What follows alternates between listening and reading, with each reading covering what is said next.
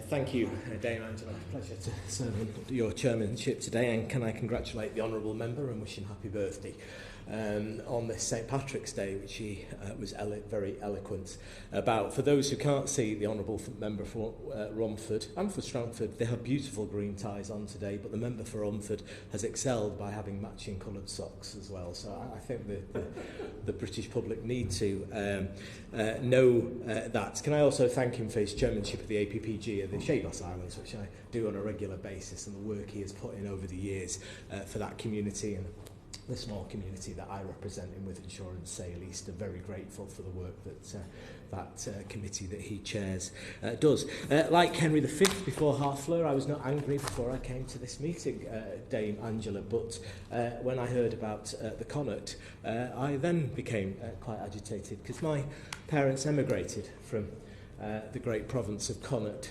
from Leitrim and Roscommon in the mid-1950s. They didn't know each other in 1955. They met at a dance in Manchester and married and moved out to the green pastures of Wythenshawe, where I came along a few years later. So on this St Patrick's Day, I want to pay a particular tribute to my parents and my father, who was an Irish navvy and built the roads and the sewers of the northwest of England in his working life.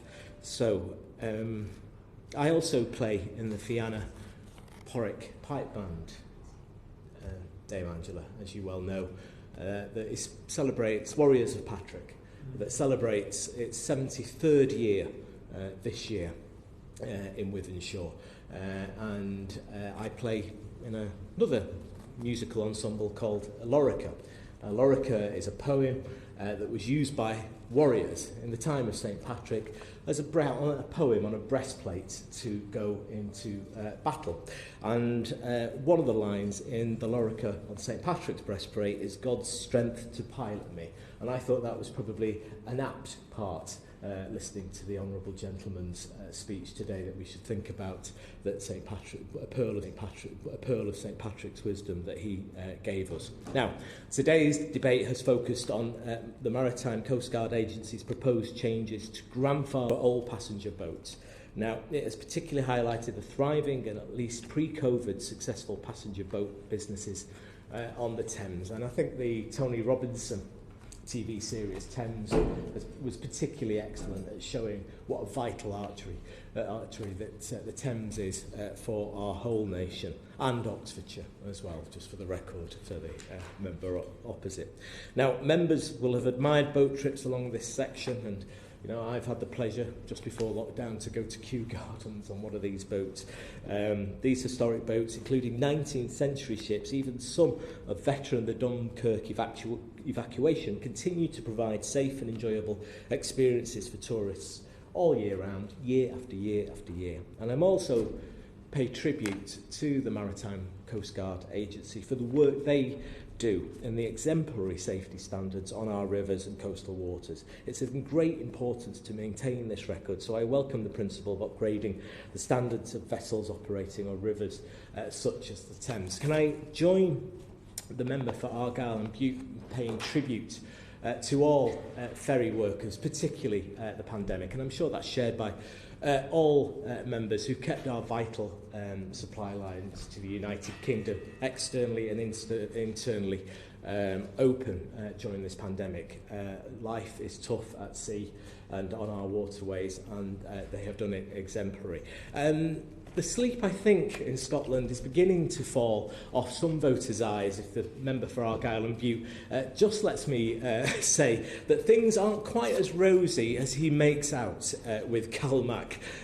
I'm a huge user of Calmac ferries in my biannual holidays to either the Orkney Isles or the Western Isles, and I sort of see what's going on Papay and Papay Westray and the ferries to Barra and other places, and we know that there's huge problems with Scottish ministers now curtailing ferries to the Western Isles.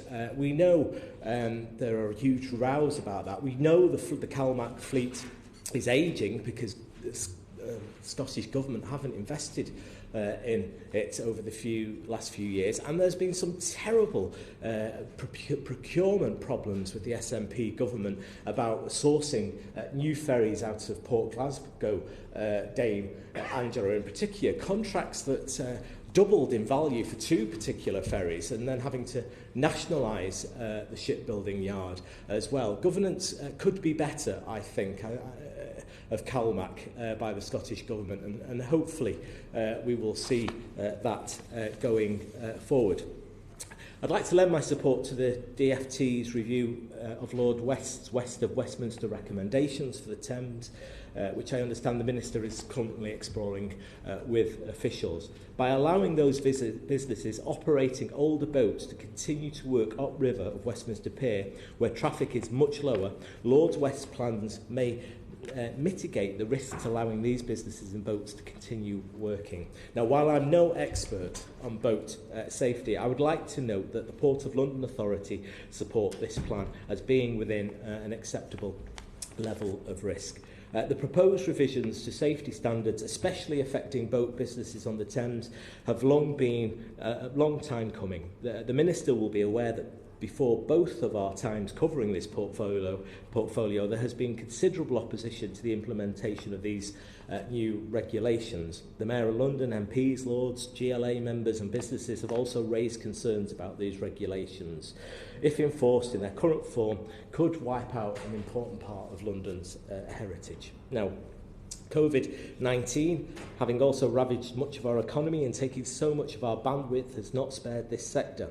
I would ask the Minister to take away the feedback from today's debate and show some urgency in concluding his deliberations.